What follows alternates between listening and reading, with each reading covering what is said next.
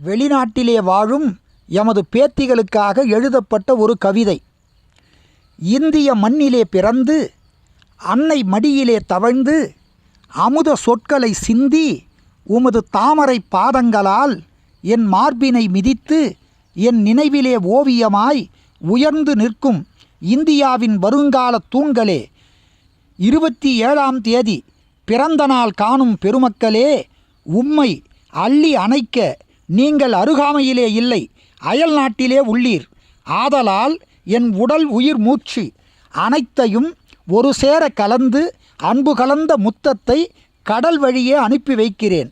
வெயிலில் வேகாது, மழையில் நனையாது, பனியில் நமையாது, காற்றில் கரையாது அம்முத்தம் உம்மைச் சேர அன்னையை வேண்டுகிறேன். இப்படிக்கு உங்கள் உயிரில் கலந்த உண்மை தாத்தா.